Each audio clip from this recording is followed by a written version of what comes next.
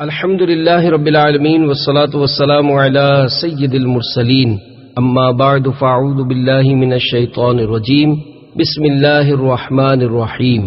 ہاتھوں ہاتھ پھوپھی سے صلح کر لی، درود شریف کی فضیلت، صلی اللہ علی محمد کی فضیلت۔ حضرت سیدنا ابو المظفر محمد بن عبداللہ خیام سمرقندی علیہ رحمۃ اللہ القوی فرماتے ہیں، میں ایک روز راستہ بھول گیا، اچانک ایک صاحب نظر آئے اور انہوں نے کہا میرے ساتھ آؤ۔ میں ان کے ساتھ ہو لیا، مجھے گمان ہوا کہ یہ حضرت سیدنا خضر علی نبینا والی صلاۃ والسلام ہیں۔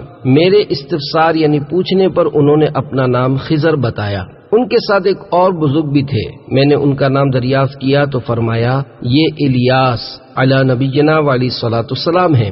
میں نے عرض کی اللہ عز و جل آپ پر رحمت فرمائے، کیا آپ دونوں حضرات نے سرور کائنات شہنشاہ موجودات محبوب رب الارض والسماوات احمد مجتبی محمد مصطفیٰ صلی اللہ تعالی علیہ وآلہ وسلم کی زیارت کی ہے؟ انہوں نے فرمایا ہاں۔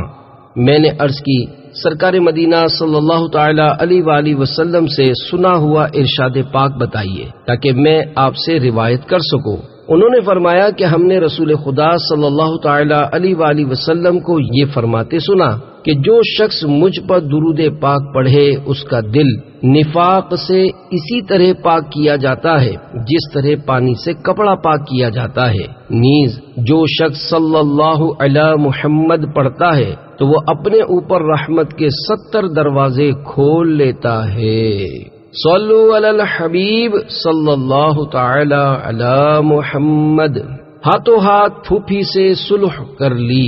میٹھے میٹھے اسلامی بھائیوں، آج کل بات بات پر لوگ رشتہ داریاں کاٹ کر رکھ دیتے ہیں، لہذا آپس میں محبت کی فضا قائم ہونے کی خواہش کی اچھی نیت کے ساتھ ثواب کمانے کے لیے رشتہ داروں کے ساتھ حسن سلوک کے ضمن میں نیکی کی دعوت پیش کرتے ہوئے مدنی پھول پیش کرنے کی سعی کرتا ہوں۔ حضرت سیدنا ابو ہریرہ رضی اللہ تعالیٰ عنہ ایک مرتبہ سرکار مدینہ صلی اللہ علیہ وآلہ وسلم کی احادیث مبارکہ بیان فرما رہے تھے۔ اس دوران فرمایا ہر قاطع رحم یعنی رشتہ داری توڑنے والا ہماری محفل سے اٹھ جائے۔ ایک نوجوان اٹھ کر اپنی پھوپھی کے ہاں گیا جس سے اس کا کئی سال پرانا جھگڑا تھا۔ جب دونوں ایک دوسرے سے راضی ہو گئے تو اس نوجوان سے پھوپھی نے کہا تم جا کر اس کا سبب پوچھو، آخر ایسا کیوں ہوا؟ یعنی سیدنا ابو ہریرہ رضی اللہ تعالی عنہ کے اعلان کی کیا حکمت ہے؟ نوجوان نے حاضر ہو کر جب پوچھا تو حضرت سیدنا ابو ہریرہ رضی اللہ تعالی عنہ نے فرمایا کہ میں نے حضور انور صلی اللہ علیہ وآلہ وسلم سے یہ سنا ہے جس قوم میں قاطع رحم یعنی رشتہ داری توڑنے والا ہو اس قوم پر اللہ کی رحمت کا نزول نہیں ہوتا۔ ساس بہو میں صلح کا راز۔ میٹھے میٹھے اسلامی بھائیوں، دیکھا آپ نے پہلے کے مسلمان کس قدر خوف خدا رکھنے والے ہوا کرتے تھے۔ خوش نصیب نوجوان نے اللہ عز و جل کے ڈر کے سبب فوراً اپنی پھوپھی کے پاس خود حاضر ہو کر صلح کی ترکیب کر لی۔ سبھی کو چاہیے کہ غور کرے کہ خاندان میں کس کس سے ان بن ہے، جب معلوم ہو جائے تو اب اگر شرعی عذر نہ ہو تو فوراً ناراض رشتہ داروں سے صلح صفائی کی ترکیب شروع کر دیں۔ اگر جھکنا بھی پڑے تو بے شک رضا الہی کے لیے جھک جائیں، انشاءاللہ عز و جل سر بلندی پائیں گے۔ فرمان مصطفیٰ صلی اللہ تعالی علیہ وآلہ وسلم من تواضع للہ رفعہ اللہ، یعنی جو اللہ عز و جل کے لیے عاجزی کرتا ہے اللہ تعالی اسے بلندی عطا فرماتا ہے۔ اپنے گھروں اور معاشرے کو امن کا گہوارہ بنانے کے لیے دعوت اسلامی کے مشک بار مدنی ماحول سے وابستہ ہو جائیے اور ہر ماہ کم از کم 3 دن کے لیے مدنی قافلے میں سنتوں بھرا سفر کیجیے، نیز مدنی انعامات کے مطابق زندگی گزاریے۔ آپ کی ترغیب و تحریض کے لیے ایک مدنی بہار پیش کرتا ہوں۔ چنانچہ باب المدینہ کراچی کے اسلامی بھائی کا بیان کا خلاصہ ہے کہ طویل عرصے سے میری زوجہ اور والدہ یعنی ساس بہو میں خوب ٹھنی ہوئی تھی، نتیجتاً زوجہ روٹ کر میکے جا بیٹھی۔ میں سخت پریشان تھا، سمجھ میں نہیں آتا تھا کہ اس مسئلے کو کیسے حل کروں۔ ایسے میں دعوت اسلامی کے اشاعتی ادارے مکتبۃ المدینہ کی جاری کردہ مدنی مذاکرے کی VCD گھر امن کا گہوارہ کیسے بنے میرے ہاتھ آئی۔ موضوع دیکھا تو بڑی امید کے ساتھ یہ VCD خود بھی دیکھی اور اپنی والدہ محترمہ کو بھی دکھائی اور ایک VCD اپنے سسرال بھی بھیج دی۔ میری والدہ کو یہ وی سی ڈی اتنی پسند آئی کہ انہوں نے اسے دوبارہ دیکھا اور حیرت انگیز طور پر مجھ سے فرمانے لگیں، چل بیٹا تیرے سسرال چلتے ہیں۔ میں نے سکون کا سانس لیا کہ لگتا ہے جو کام میں بھرپور انفرادی کوشش کے باوجود نہ کر سکا وہ اس وی سی ڈی نے کر دیا۔ میرے سسرال پہنچ کر والدہ صاحبہ نے بڑی محبت سے میری زوجہ کو منایا اور اسے واپس گھر لے آئی۔ دوسری جانب میری زوجہ نے بھی مثبت طرز عمل کا مظاہرہ کیا اور گھر پہنچنے کے بعد دوسرے ہی دن اپنی ساس یعنی میری والدہ سے کہنے لگیں، امی جان میرا کمرہ بہت بڑا ہے جبکہ دیگر گھر والے جس کمرے میں رہتے ہیں وہ قدرے چھوٹا ہے، آپ میرا کمرہ لے لیجئے اور میں اس چھوٹے کمرے میں رہائش اختیار کر لیتی ہوں۔ الحمدللہ عز وجل ہمارا گھر جو فتنے اور فساد کا شکار تھا دعوت اسلامی کی برکت سے امن کا گہوارہ بن گیا۔ مدنی مذاکرے کی مذکورہ وی سی ڈی گھر امن کا گہوارہ کیسے بنے مکتبۃ المدینہ سے ہدیتاً لی جا سکتی اور دعوت اسلامی کی ویب سائٹ www.dawatislami.net پر دیکھی اور سنی جا سکتی ہے۔ صلہ رحمی کی تعریف۔ صلہ کے معنی ہے کسی بھی قسم کی بھلائی اور احسان کرنا، اور رحم سے مراد قرابت یعنی رشتہ داری ہے۔ بار شریعت میں ہے صلہ رحم کے معنی رشتے کو جوڑنا ہے، یعنی رشتے والوں کے ساتھ نیکی اور سلوک یعنی بھلائی کرنا۔ رضا الہی کے لیے رشتہ داروں کے ساتھ صلہ رحمی اور ان کی بدسلوکی پر انہیں درگزر کرنا ایک عظیم اخلاقی خوبی ہے اور اللہ عز و جل کے یہاں اس کا بڑا ثواب ہے۔ رشتہ داروں کے مالی و اخلاقی حقوق ادا کیجیے۔ پارہ 15 سورت بنی اسرائیل آیت نمبر 26 میں اللہ عز و جل ارشاد فرماتا ہے، وَآتِ ذَا الْقُرْبَى حَقَّهُ، ترجمہ کنز الایمان، اور رشتہ داروں کو ان کا حق دے۔ صدر الافاضل حضرت علامہ مولانا سید محمد نعیم الدین مراد آبادی علیہ رحمۃ اللہ الہادی خزائن العرفان میں اس آیت کریمہ کے تحت لکھتے ہیں، ان کے ساتھ صلہ رحمی کر اور محبت اور میل جول اور خبر گیری اور موقع پر مدد اور حسن معاشرت۔ مسئلہ، اور اگر وہ محارم یعنی ایسا قریبی رشتہ دار کہ اگر ان میں سے جس کسی کو بھی مرد اور دوسرے کو عورت فرض کیا جائے تو نکاح ہمیشہ کے لیے حرام ہو، جیسے باپ، ماں، بیٹا، بیٹی، بھائی، بہن، چچا، پھوپھی، ماموں، خالہ، بھانجا، بھانجی وغیرہ میں سے ہوں اور محتاج ہو جائیں تو ان کا خرچ اٹھانا یہ بھی ان کا حق ہے اور صاحب استطاعت رشتہ دار پر لازم ہے۔ صلہ رحمی کرنے کے 10 فائدے۔ حضرت سیدنا فقی ابو اللیث سمرقندی علیہ رحمۃ اللہ القوی فرماتے ہیں، صلہ رحمی کرنے کے 10 فائدے ہیں۔ اللہ عز و جل کی رضا حاصل ہوتی ہے، لوگوں کی خوشی کا سبب ہے، فرشتوں کو مسرت ہوتی ہے، مسلمانوں کی طرف سے اس شخص کی تعریف ہوتی ہے، شیطان کو اس سے رنج پہنچتا ہے، عمر بڑھتی ہے، رزق میں برکت ہوتی ہے، فوت ہو جانے والے آباء و اجداد یعنی مسلمان باپ دادا خوش ہوتے ہیں، آپس میں محبت بڑھتی ہے، وفات کے بعد اس کا ثواب میں اضافہ ہو جاتا ہے کیونکہ لوگ اس کے حق میں دعائے خیر کرتے ہیں، توڑتے نہیں جوڑتے اور صلہ رحمی کرتے ہیں۔ پارہ 13 سورۃ الرعد آیت نمبر 21 میں اللہ عز و جل کا فرمان ہے، والذین یصلون ما امر اللہ بہ ان یوصل، ترجمہ کنز الایمان، اور وہ کہ جوڑتے ہیں اسے جس کے جوڑنے کا اللہ نے حکم دیا۔ صدر الافاضل حضرت علامہ مولانا سید محمد نعیم الدین مراد آبادی علیہ رحمۃ اللہ الہادی خزائن العرفان میں اس آیت کریمہ کے تحت لکھتے ہیں، یعنی اللہ کی تمام کتابوں اور اس کے کل رسولوں پر ایمان لاتے ہیں اور بعض کو مان کر بعض سے منکر ہو کر ان میں تفریق نہیں کرتے، یا یہ معنی ہے کہ حقوق قرابت کی رعایت رکھتے ہیں اور رشتہ قطع نہیں کرتے۔ اسی میں رسول کریم صلی اللہ تعالی علیہ وآلہ وسلم کی قرابتیں اور ایمانی قرابتیں بھی داخل ہیں۔ سادات کرام کا احترام اور مسلمانوں کے ساتھ مودت یعنی محبت و احسان اور ان کی مدد، ان کی طرف سے مدافعت اور ان کے ساتھ شفقت اور سلام و دعا، اور مسلمان مریضوں کی عیادت اور اپنے دوستوں، خادموں، ہمسایوں اور سفر کے ساتھیوں کے حقوق کی رعایت بھی اس میں داخل ہے۔ بہترین آدمی کی خصوصیات۔ صاحب قرآن مبین محبوب رب العالمین جناب صادق و امین صلی اللہ تعالی علیہ وآلہ وسلم ایک مرتبہ منبر اقدس پر جلوہ فرما تھے کہ ایک صحابی رضی اللہ تعالی عنہ نے عرض کی، یا رسول اللہ صلی اللہ تعالی علیہ وآلہ وسلم، لوگوں میں سب سے اچھا کون ہے؟ فرمایا، لوگوں میں سے وہ شخص سب سے اچھا ہے جو کثرت سے قرآن کریم کی تلاوت کرے، زیادہ متقی ہو، سب سے زیادہ نیکی کا حکم دینے اور برائی سے منع کرنے والا ہو، اور سب سے زیادہ صلہ رحمی یعنی رشتہ داروں کے ساتھ اچھا برتاؤ کرنے والا ہو۔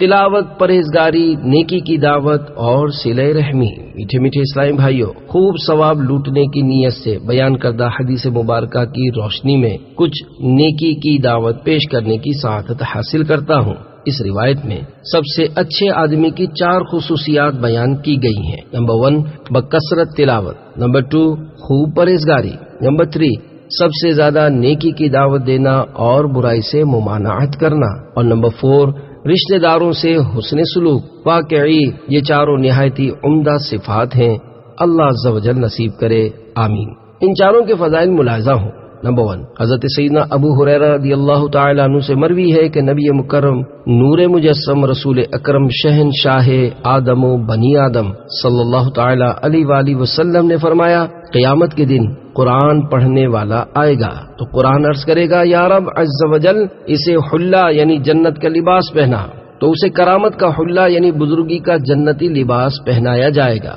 پھر قرآن عرض کرے گا، یا رب عز و جل، اس میں اضافہ فرما، تو اسے کرامت کا تاج پہنایا جائے گا۔ پھر قرآن عرض کرے گا، یا رب عز و جل، اس سے راضی ہو جا، تو اللہ عز و جل اس سے راضی ہو جائے گا۔ پھر اس قرآن پڑھنے والے سے کہا جائے گا، قرآن پڑھتا جا اور جنت کے درجات طے کرتا جا، اور ہر آیت پر اسے ایک نعمت عطا کی جائے گی۔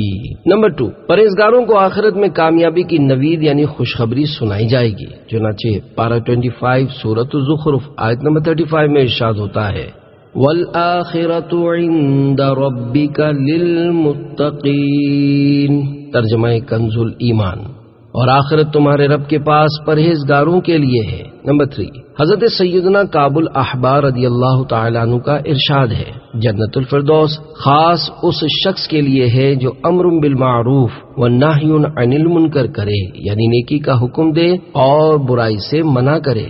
نمبر 4 فرمان مصطفیٰ صلی اللہ تعالی علیہ وآلہ وسلم، جسے یہ پسند ہو کہ اس کی عمر اور رزق میں اضافہ کر دیا جائے تو اسے چاہیے کہ اپنے والدین کے ساتھ اچھا برتاؤ کرے اور اپنے رشتہ داروں کے ساتھ صلہ رحمی کیا کرے۔ عمر و رزق میں زیادتی کے معنی۔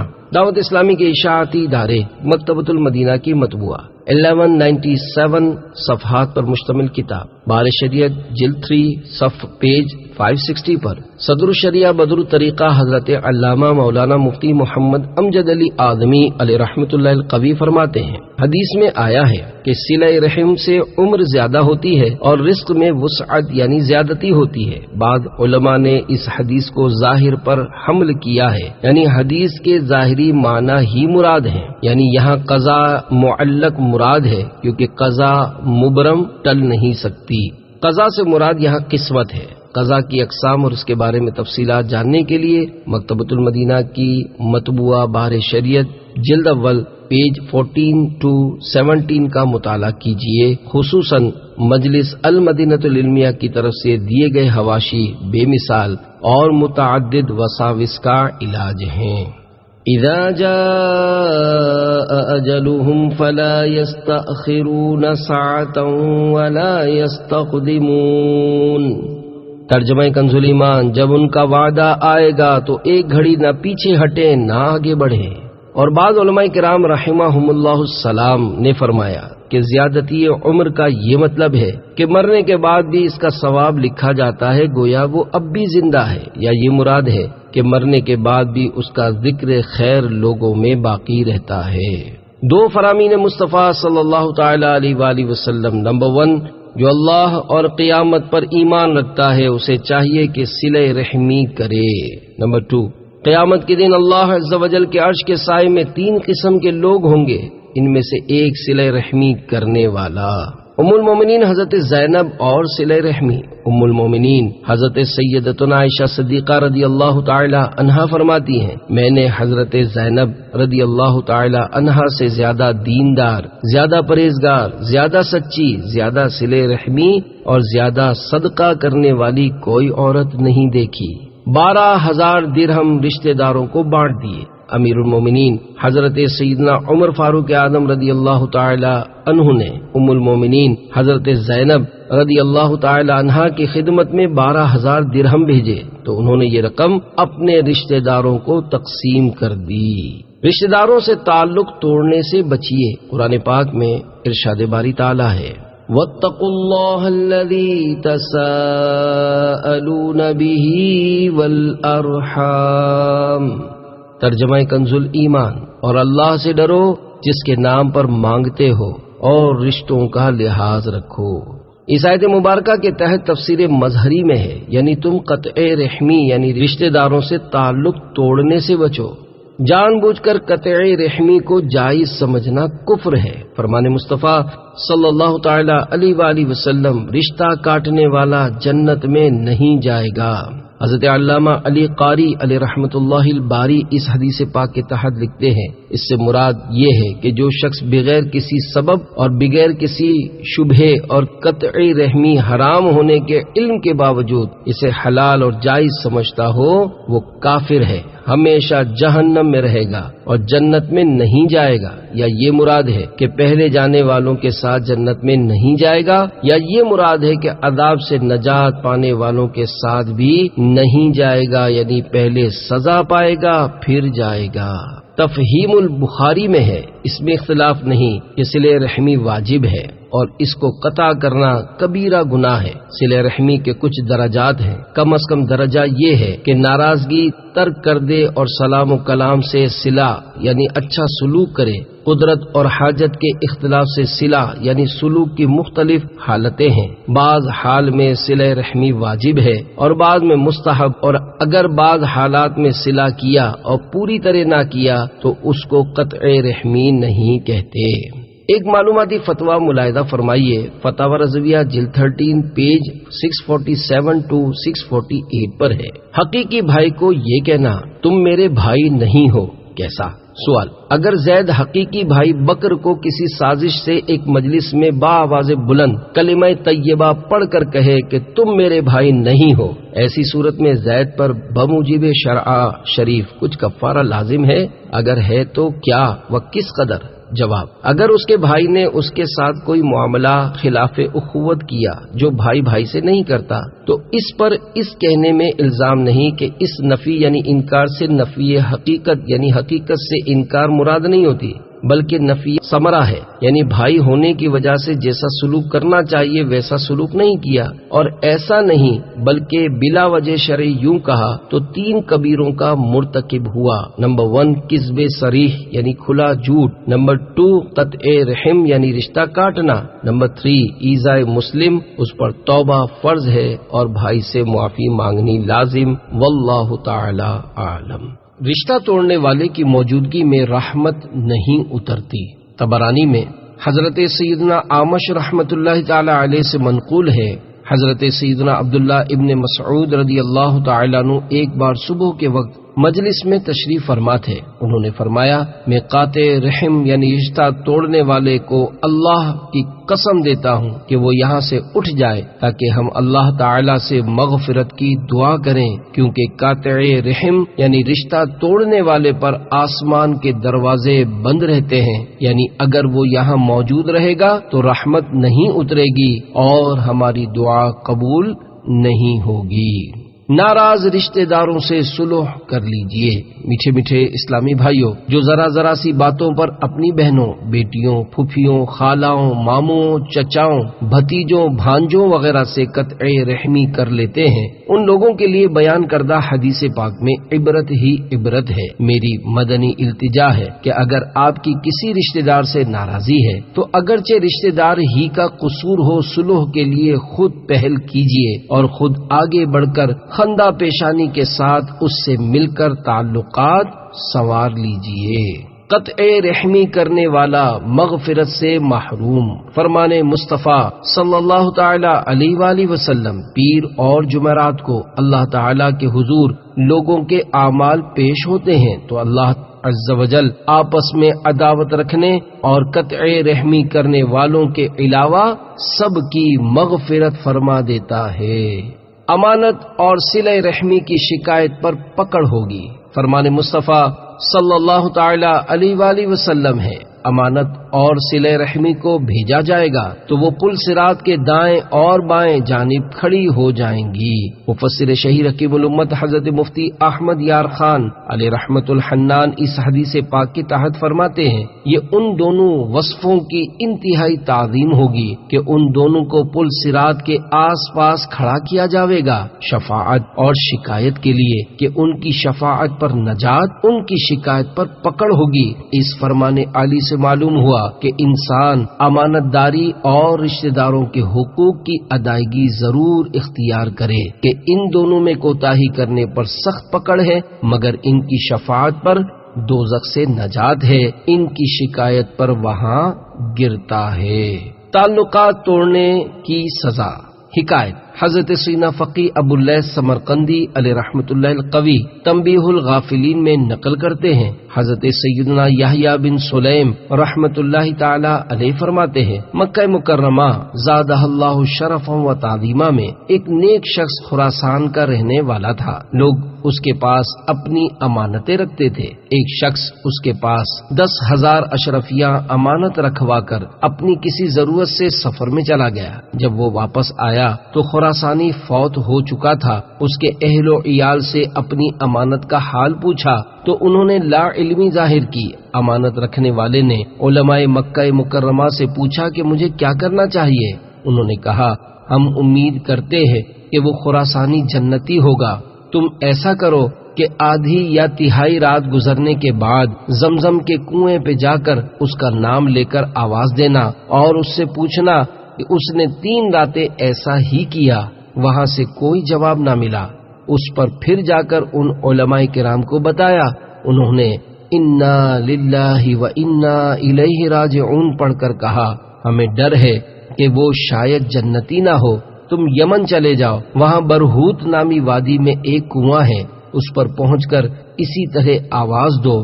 اس نے ایسا ہی کیا تو پہلی ہی آواز میں جواب ملا کہ میں نے اس کو گھر میں فلاں جگہ دفن کیا ہے اور میں نے اپنے گھر والوں کے پاس بھی امانت کو نہیں رکھا۔ میرے لڑکے کے پاس جاؤ اور اس جگہ کو کھودو، تمہیں مل جائے گا۔ چنانچہ اس نے ایسا ہی کیا، وہ مال مل گیا۔ میں نے اس سے دریافت کیا کہ تو بہت نیک آدمی تھا، تو یہاں پہنچ گیا؟ وہ بولا میرے کچھ رشتہ دار خراسان میں تھے جن سے میں نے قطع تعلق یعنی رشتہ توڑ کر رکھا تھا، اسی حالت میں میری موت آ گئی، اس سبب سے اللہ عز و جل نے مجھے یہ سزا دی اور اس مقام پر پہنچا دیا۔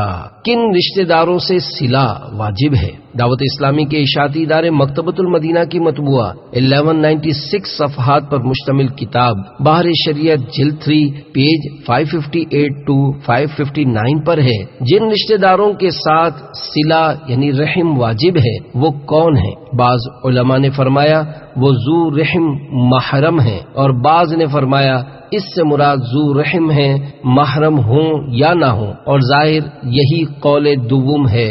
احادیث میں مطلقاً یعنی بغیر کسی قید کے رشتے والوں کے ساتھ صلہ یعنی سلوک کرنے کا حکم آتا ہے۔ قرآن مجید میں مطلقاً یعنی بلا قید ذوی القربا یعنی قرابت والے فرمایا گیا، مگر یہ بات ضرور ہے کہ رشتے میں چونکہ مختلف درجات ہیں، اسی طرح صلہ رحم یعنی رشتہ داروں سے حسن سلوک کے درجات میں بھی تفاوت یعنی فرق ہوتا ہے۔ والدین کا مرتبہ سب سے بڑھ کر ہے، ان کے بعد ذو رحم محرم کا یعنی وہ رشتہ دار جن سے نسبی رشتہ ہونے کی وجہ سے نکاح ہمیشہ کے لیے حرام ہو، ان کے بعد بقیہ رشتے والوں کا اعلی قدر مراتب یعنی رشتے میں نزدیکی کی ترتیب کے مطابق۔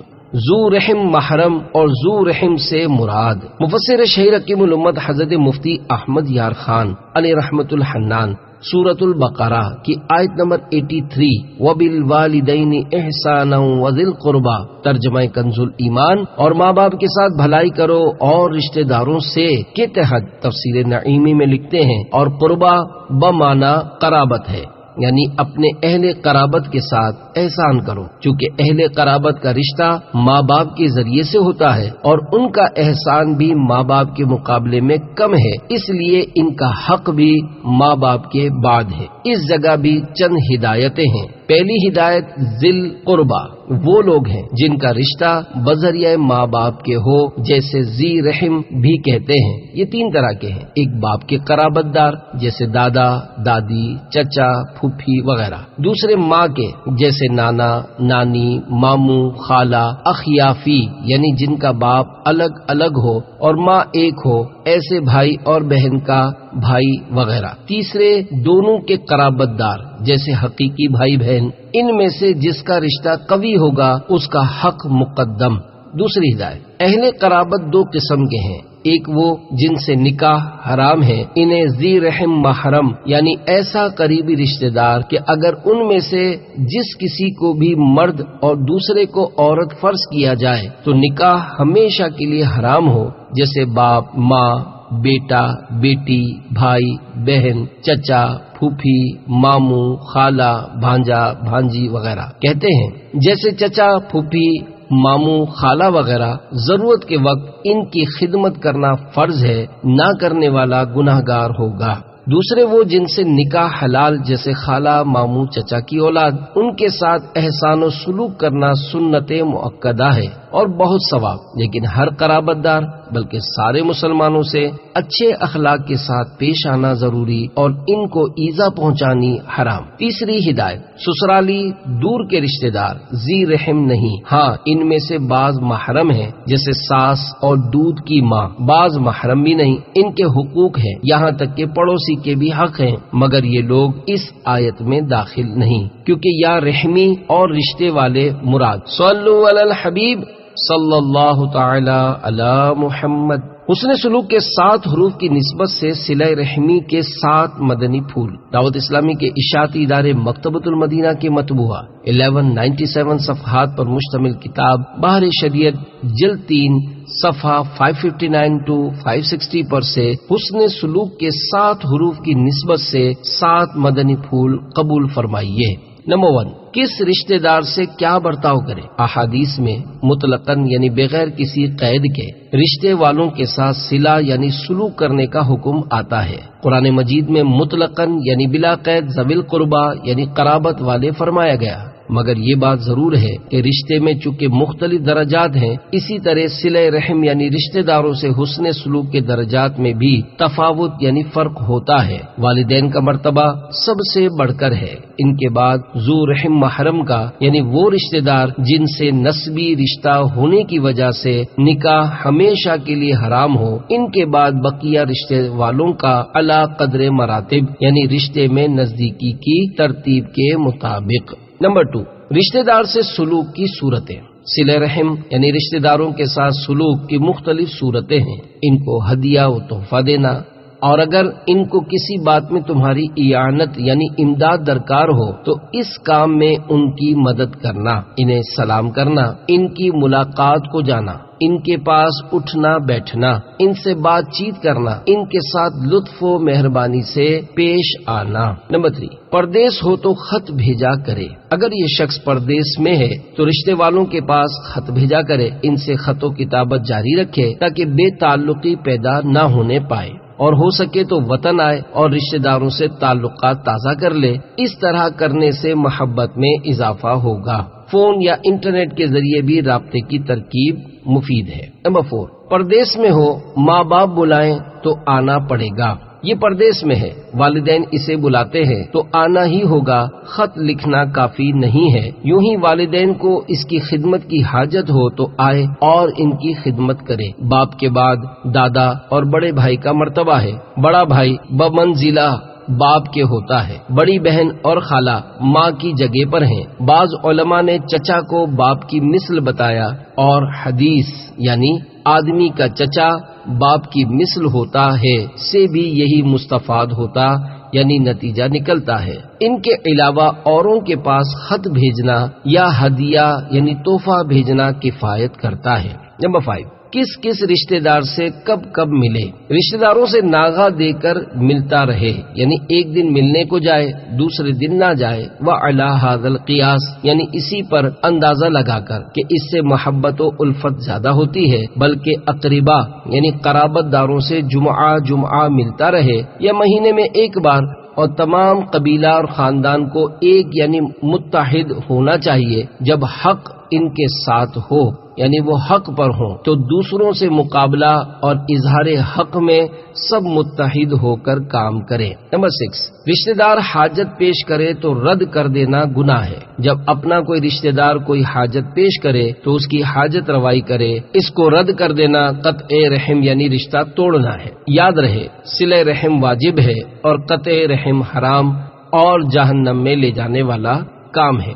نمبر 7، صلہ رحم یہ ہے کہ وہ توڑے تب بھی تم جوڑو۔ صلہ رحمی رشتہ داروں کے ساتھ اچھا سلوک اسی کا نام نہیں کہ وہ سلوک کرے تو تم بھی کرو۔ یہ چیز تو حقیقت میں مکافات یعنی ادلا بدلا کرنا ہے کہ اس نے تمہارے پاس چیز بھیج دی، تم نے اس کے پاس بھیج دی، وہ تمہارے یہاں آیا، تم اس کے پاس چلے گئے۔ حقیقتاً صلہ رحم یعنی کامل درجے کا رشتہ داروں سے حسن سلوک یہ ہے کہ وہ کاٹے اور تم جوڑو۔ وہ تم سے جدا ہونا چاہتا ہے، بے اعتنائی یعنی لاپرواہی کرتا ہے، اور تم اس کے ساتھ رشتے کے حقوق کی مراعات یعنی لحاظ و رعایت کرو۔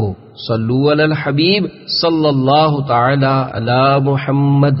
حسن زن رکھنے کا طریقہ۔ میٹھے میٹھے اسلامی بھائیوں، مذکورہ 7 مدنی پھول نہایت توجہ کے قابل ہیں، بالخصوص 7ویں مدنی پھول جس میں عدلے بدلے کا ذکر ہے۔ اس کے بارے میں عرض ہے کہ آج کل عموماً یہی عدلا بدلا ہو رہا ہے۔ ایک رشتہ دار اگر اس کو شادی کی دعوت دیتا ہے جبھی یہ اس کو دیتا ہے، اگر وہ نہ دے تو یہ بھی نہیں دیتا۔ اگر اس ایک نے اس کو زیادہ افراد کی دعوت دی اور یہ اگر اس کو کم افراد کی دعوت دے تو اس کا ٹھیک ٹھاک نوٹس لیا جاتا، خوب تنقیدیں اور غیبتیں کی جاتی ہیں۔ اسی طرح جو رشتہ دار اس کے یہاں کسی تقریب میں شرکت نہیں کرتا تو یہ اس کے یہاں ہونے والی تقریب کا بائیکاٹ کر دیتا ہے، اور یوں فاصلے مزید بڑھائے جاتے ہیں۔ حالانکہ کوئی ہمارے یہاں شریک نہ ہوا ہو تو اس کے بارے میں اچھا گمان رکھنے کے کئی پہلو نکل سکتے ہیں۔ مثلاً وہ نہ آنے والا بیمار ہو گیا ہوگا، بھول گیا ہوگا، ضروری کام آ پڑا ہوگا، یا کوئی سخت مجبوری ہوگی جس کی وضاحت اس کے لیے دشوار ہوگی وغیرہ۔ وہ اپنی غیر حاضری کا سبب بتائے یا نہ بتائے، ہمیں حسن زن رکھ کر ثواب کمانا اور جنت میں جانے کا سامان کرتے رہنا چاہیے۔ چنانچہ فرمان مصطفیٰ صلی اللہ تعالی علیہ وآلہ وسلم حسن زن عمدہ عبادت سے ہے۔ مفسر شہیر حکیم الامت حضرت مفتی احمد یار خان علیہ رحمت الحنان اس حدیث پاک کے مختلف مطالب بیان کرتے ہوئے لکھتے ہیں، یعنی مسلمانوں سے اچھا گمان کرنا، ان پر بدگمانی نہ کرنا، یہ بھی اچھی عبادات میں سے ایک عبادت ہے۔